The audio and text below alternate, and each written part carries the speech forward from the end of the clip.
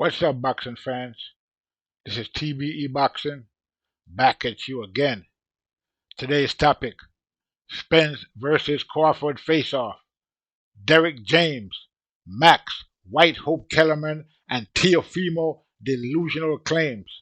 Let's chop it up and see what it's all about. Got the money for minutes, pretty bitch, gotta show me titties.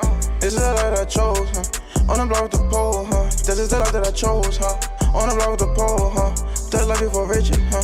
That life before riches, huh? Pretty bitch, show me titties, huh? And I got the glazzy run up on me, I'ma make you get it. I'ma make you get it. Okay, boxing fans, we're going to talk some boxing. We're going to chop it up. And we're not going to waste a lot of time. The face-off between Errol Spence and Terence Crawford happened, and we're going to go straight to the videotape. So let's go right there now and check it out. Bud, we heard why you're going to win. I think we want to hear from you. What is a victory, though, on the 29th mean to you specifically? We know it comes as being undisputed. That would also mean you'd be the first fighter to be undisputed in 2 different weight classes. What would a victory on the 29th mean to you? Well, like I said, that piggybacks on what I said before. It shows that I'm the greatest fighter of this era. No man have captured undisputed in 2 different weight classes. Teofimo did last week. Teofimo definitely wasn't. He was lineal, correction, but he wasn't undisputed. Sorry, Derek. Sorry, Derek. I'm trying it. Okay, so as you can see, right there, the first punch landed. Well, actually, Derek James threw the first punch, but Terence Crawford slipped the first punch and landed a vicious left hook to Derek James. Okay, so you see here where Terence Crawford was making a reference to him being the first 2-time undisputed if he wins this fight against Errol Spence, and Derek James interjected and said that Teofimo did it a week ago or something to that effect. And Terence Crawford checked and corrected him immediately.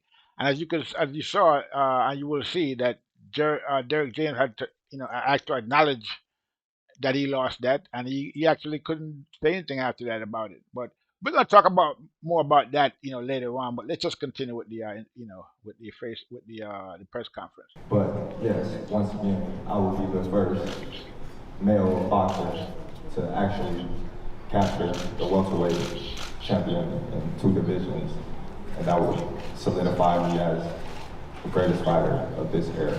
Definitely not, man. I'm not gonna lie, Tyron got the best matchmaker in the business.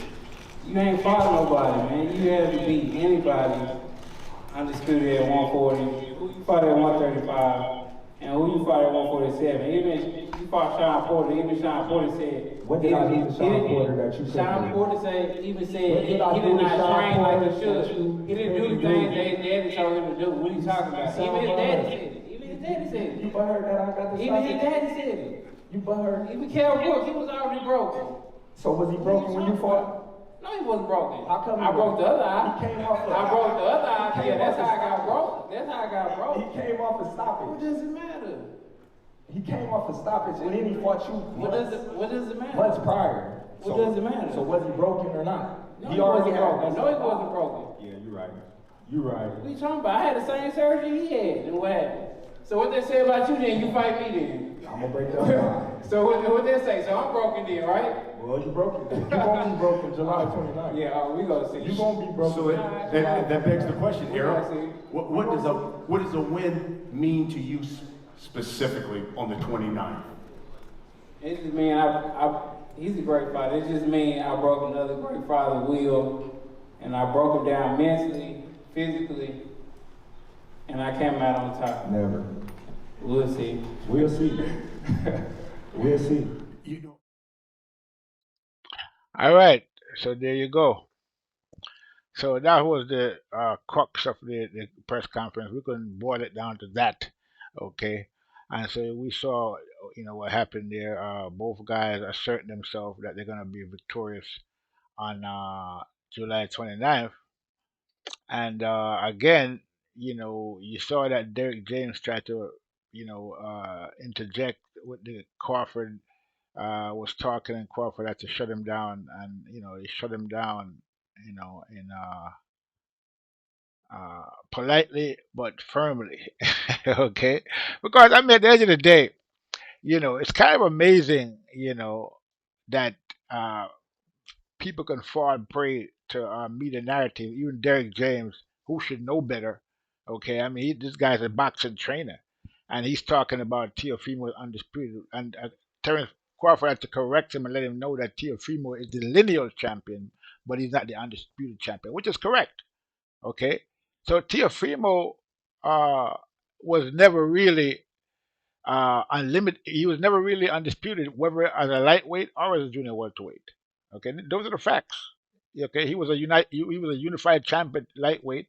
He had three belts and the franchise belt, which we call the French fries belt because that's what it is. It's worthless. And where's that belt now? Devin Haney refused to accept that belt. Because he's a legitimate uh, four belt undisputed champion, as opposed to Teofimo, who was a three belt champion and using the franchise belt to say that he was four belt champion, even though Devin Haney was the actual world champion because uh, Lomachenko, instead of facing Devin Haney, had dropped the WBC belt. So if you drop the WBC belt, if you had the four belts and you drop the WBC belt, then you're no longer the undisputed champion. Okay, you have to beat Devin Haney. And as we all know, Teofimo, when faced with that fact, he could have become the undisputed champion if he had beat Devin Haney, but instead of facing Devin Haney, which Devin Haney was asking for that fight, instead of facing Devin Haney, he cherry picked George Ferocious Cambosis. I mean, with a guy with a nickname like Ferocious, you should have been more careful. But he thought he was, cherry picking, and he cherry picked from Cambosis, and he lost the title. So he never even defended the title successfully. The three belts and the franchise belt that he had, he lost them. Okay, so that's basically what happened with that. So to call himself, undisputed champion is, delusional, whether it's lightweight or welterweight. But we're going to talk about more about that later. But like I said, Teofimo, yeah, let's get off the Teofimo for a minute. We're going to get back to Errol Spence. So Errol Spence and Terence Crawford faced off. We saw what happened there, in that little snippet. Okay. And both guys spoke about legacy and about the fact that this is going to be, the biggest fight, of this decade, if not, in boxing, period. And both guys talk about what they were going to do in there. Okay, now they both of them look fit. I would have to say, Spence looked pretty fit. Crawford looks fit, as you can see. I mean, in that little face-off picture right there, Errol Spence is a slightly bigger guy. I mean, a taller guy. Well, a little bigger than Terence Crawford. Looks a lot bigger actually. And I can just imagine on fight night, he's going to come in there probably about 170 pounds. Okay. So, maybe 165 because he said himself that his natural weight, boxing weight, is 165 to 168. That's what Errol Spence said. So if his boxing weight is, his natural boxing weight is 165 to 168, that means he walks around at about 190, 200 pounds, 180, okay, 85, 200 pounds. So anyway, uh, both guys were pretty, uh, you know, uh, firm and confident that they were going to win the fight, and they both spoke to that. As you saw Errol Spence talking about Crawford didn't fight anybody, and they were disputing each other's win against Kell Brook. So yeah, so it looks like it's going to be a great fight. The fight is definitely happening. It looks like now for sure. This is a press conference, so you know, uh, regardless of how we got here, the fight is happening, and I guess we have to give Errol Spence some credit as well because in the last year or so, after we've been trying to get him in the ring with Terence Crawford for like 4 years now, in the last year or so, I guess he came to the realization that that was his best option. As me and other people was saying that that's the best fight he could make right now. So, that and a couple of other things that happened with Errol Spence, in terms of mandatories and people coming up to challenge him, Boots is right behind him, Stanionis, different guys. So those fights are not going to be money fights, and this is the real money fight that he had at welterweight. So why not take this fight? And it's a legacy fight as well, and that could cement him as undisputed. So it was a no-brainer that this was a fight for Errol Spence. So but Errol Spence himself said that they were trying to force him to fight someone else. They wanted him to fight Thurman, and he had to sit out for a whole year. He refused to fight Thurman. He wanted to fight Crawford because it makes sense. That's a big money fight for him. Why fight Thurman for what? There's not, unless you're just trying to get a tune-up to stay busy fight. That could have been a stay busy fight for him. But I guess he didn't really want it.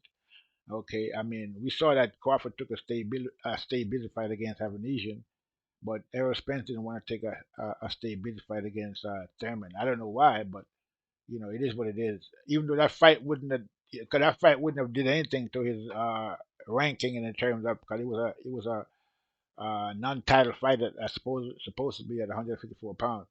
But anyway, that fight never happened. So we got to give Errol Spence some credit for sticking to his guns in the last year or so, when he realized that this fight was a fight for him. So he decided that he was going to make this fight happen, and they made it happen. Him and Terence Crawford. But let's not try to rewrite history and say that he always wanted this fight, because that's not the case.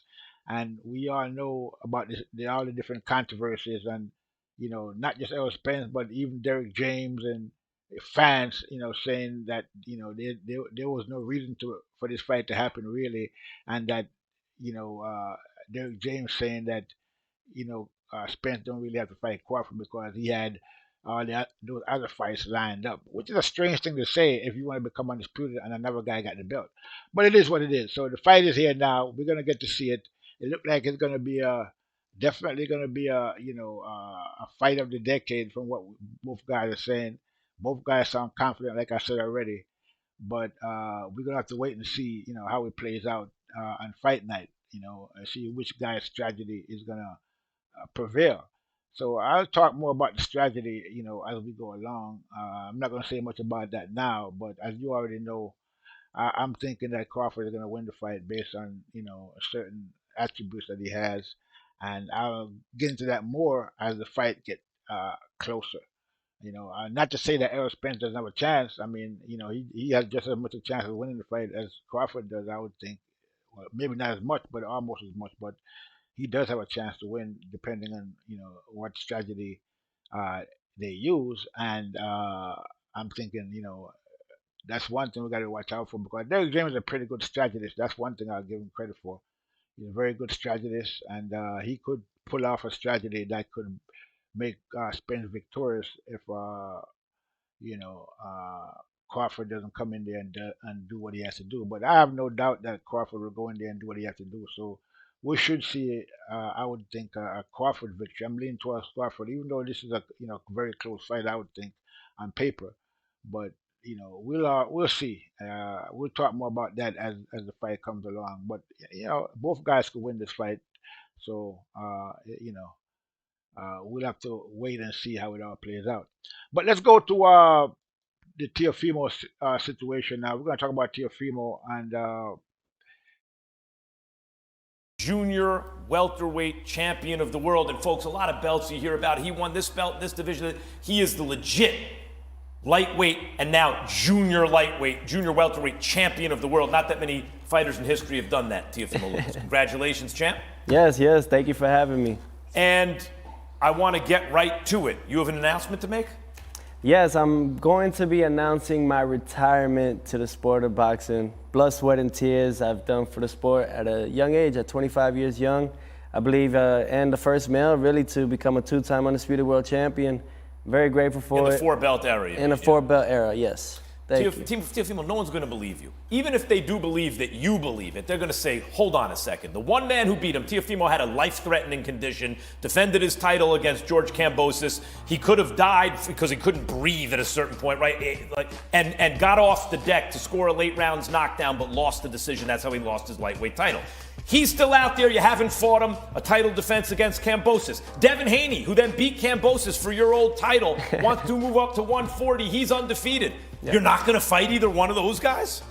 Right now, I'm just really thinking about, I have a lot of ideas. I have a lot of things in mind for the sport of boxing. I really can't do that if I'm always in the gym training and preparing for another upcoming fight or bout. So I'm really just focusing right now on that task right now. So this is not Max on Boxing. We have very little time to talk fights. Yes. I want to get to the fight.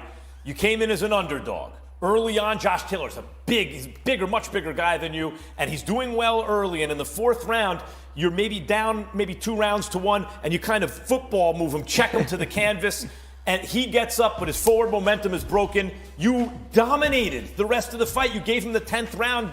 You took off. Otherwise, you dominated the rest of the fight. Tell me about it. Oh no, yeah. This whole thing was really just it's a mind playing game when you come to boxing, man. Especially at that high calibrated type of fight. And facing him was really just that momentum. I focused a lot in my legs, especially moving up in the weight division at 140. He's the bigger guy. He beat everybody at the 140 division. Former undisputed world champion, and obviously I knew what I had. I had my hands full that night. I want to get to this before we get out of here, Teo. You have always looked your best. Yes. When the light shines brightest. On Heisman Trophy night, you're scoring highlight reel knockouts. Your first title shot against Comey, you starch him in 2 rounds. Lomachenko, you upset. Josh Taylor, you upset the odds. But you've looked ordinary when the lights aren't brightest. What is it about you that rises to the occasion to the extent that you do? It's motivation. It's just like today, Monday. Monday motivation. I really look at it as a part of I need challenges, and if they're not big enough, I think they don't get me going.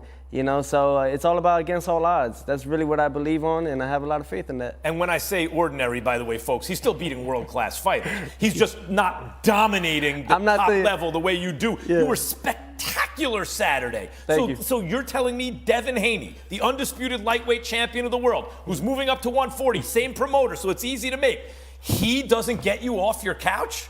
No, because it's just copy and paste. I mean, I'm the first youngest 4-belt era champion at 23 years young. They copy and paste it and put it onto Haney. He had to win the fights.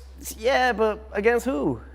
The guy who took your title. I know you had a medical condition. That's legit. But he did beat him. Yeah, but it's just, I don't know, man. It doesn't get me going. It doesn't get me going. Millions of dollars to fight guys you think you could beat? Yeah. Who would get you going? Is there anyone out there who would get you going? Muhammad Ali. Well, strangely enough, we're going to talk about Muhammad. So there you go.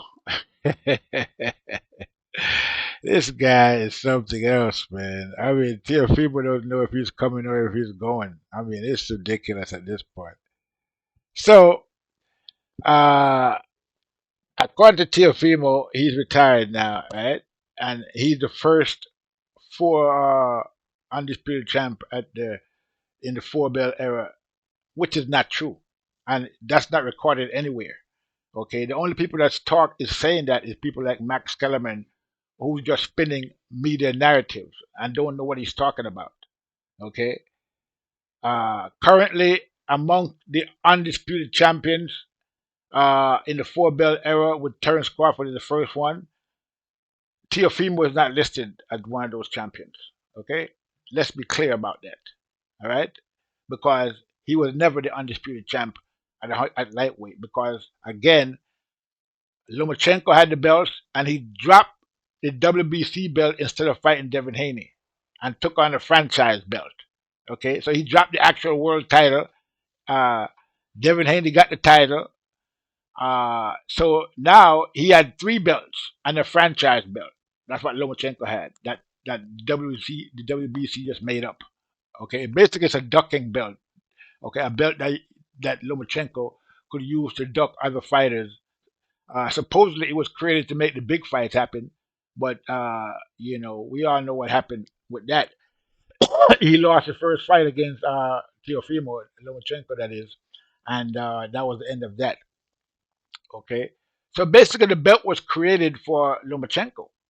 Okay, and once Teofimo won the fight, he took on the duck belt instead of fighting, which is the French fries belt, and instead of fighting Devin Haney to become true undisputed champion, he cherry picked and decided to fight George Ferocious Kambosos instead. And we all know what happened after that. He lost the belts, okay, the three belts that he had, and the franchise belt to Ferocious Kambosos. So that was another case of cherry picking gone wrong. And so ever since that happened, Teofimo, has been mad at the world, blaming everybody for his loss. It was a conspiracy with the WBA, ESPN, the whole 9 yards. Everybody's against him and his father. The whole world is out to get them. This is the narrative. The same thing that he accused Deontay Wilder of doing when Deontay Wilder was, making excuses about losing to Fury in Glovegate. He came out, that is Teofimo came out and said, Wilder needs to take his loss like a man and stop making excuses. Okay, and here it is. As soon as he lost, that's all he did was make excuses and still making excuses today.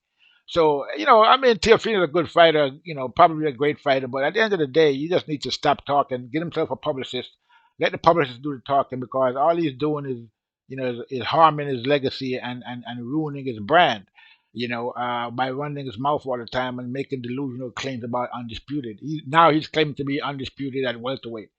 How can you be undisputed at welterweight? You're the lineal champion at welterweight, just like you was the lineal champion at lightweight, but you're not the undisputed champ because Josh Taylor dropped the belts. Okay? He dropped the belts and just kept the WBO belt. So now you're the WBO welterweight champion. Junior welterweight champion. You're not the undisputed champion because you beat Josh Taylor. You have to beat the guys with the rest of the belts to become undisputed. You have to have all 4 belts. Yes, you are the lineal. Teofimo is the lineal champion because he beats Josh Taylor, but he's not the undisputed champion. So, but he's going around claiming he's been 2-time undisputed in 2 different divisions. This talks about delusional. So, and here it is. Remember that when he had the 3 belts and the franchise belt at lightweight, Teofimo used the belt to duck Haney, right? And instead of facing Haney and becoming really undisputed, he fought Kambosos and lost. So he never really even defended the belt. Okay? And here he is at junior welterweight. He won another great fight and a great performance that he put on against Josh Taylor. But now he's talking about, he wants to go and, focus on the youth. And what the hell is he talking about? He is the youth. Focus on yourself. You know what I'm saying? So, he sounds like Errol Spence when Errol Spence was talking about, when he was asking about Crawford, he was talking about his farm and his animals and his fish and his dog and his cows. You know what I'm saying? This is what Teofimo sounds like now. Now he's on the verge of having big fights where he can actually make some money, okay, against the likes of Devin Haney, Josh Taylor, okay, Tank, different guys like that. And instead of talking about these fights, he's talking about retiring and talking about those fights don't get him up because they don't make it exciting. They don't sound exciting to him, and how they copied him because they copied and pasted his undisputed championships onto Devin Haney, and it's just copying. This guy is delusional. Devin Haney, for your information, Mr. Teofimo, is an actual undisputed champion at lightweight. Nobody is disputing his championship. Is undisputed championship, just like how they were disputing yours. Many people will dispute yours because you never was the undisputed champion because you had a fake belt called the franchise belt, okay, trying to claim that made you undisputed when it did not. Okay, those are the facts, and this, I respect Teofimo's boxing skills, but you need to stop this capping, stop the delusional behavior, stop with the nonsense, stop claiming that you were 2-time undisputed when you wasn't even 1-time undisputed, and actually try to become undisputed. Okay, go out there at 140 pounds and claim the rest of those belts and become undisputed if you think you can, or face Devin Haney, the lineal lightweight undisputed champ, and if you could beat Haney, not only will you be the champion at 140, but you will be the lineal champion at 135 against Haney as well. Okay, you'll have beat the lineal champion at 135 or 100 at 140 pounds. Okay, so that's what you need to do, and stop all the nonsense and go out there and actually compete. You want to make big money, but how do you expect to make big money when your first defense with the 3 belts you had, you lost in your first defense? Okay, and then you, instead of taking it like a man and demanding a rematch and fighting Kambosos again, you just made excuses and more excuses. Okay, so at the end of the day, Teofimo needs to like wise up. I thought his father was talking to him when he was having that interview with the guy from ESPN, and he was telling him, don't talk about that black stuff or whatever. That he was out there making excuses again about why he wasn't getting promoted as a fighter. It was because they wanted to promote black fighters and this and that. Well, it just so happened that those black fighters you're talking about, like Devin Haney and so forth, are doing more than what you're doing. I mean, they're actually fighting and winning, and you fought for the 3 titles. You claim you was undisputed when you was not. You lost the 4 titles. Okay, you're still clinging on to the fight between Lomachenko when you had 6 million views allegedly on ESPN. You're still talking about that. That happened in 2020. This is 2023, and you're still talking about that as if that should define your legacy as a boxer. You're still clinging on to that win over Lomachenko. Okay, you need to let that go and move forward and try to achieve even more. You can't live off of the Lomachenko win forever. Okay, which is basically what this guy is trying to do. At junior welterweight. Now you're at junior welterweight, you can create a new legacy. You got a new opportunity, so take advantage of it and stop talking nonsense and stop, the delusional talk about being undisputed when you're not undisputed. You're the lineal champion at 140 pounds, just like you was the lineal champion at 135 pounds. Which is a great achievement in itself. So there's no need for you to make up stories and delusional statements about being undisputed. You have accomplished enough without you doing that. Okay, so you need to stop it. So with that said, I'm going to leave it there. This is TBE Boxing saying I'm out. Got the money for minutes, pretty bitch, gotta show me titties. This is the life that I chose, huh? On the block with the pole, huh? This is the life that I chose, huh? On the block with the pole, huh? That life before riches, huh? That life before riches, huh? Pretty bitch, show me titties, huh? And I got the glaze, you run up on me, I'ma make you get it. I'ma make you get it.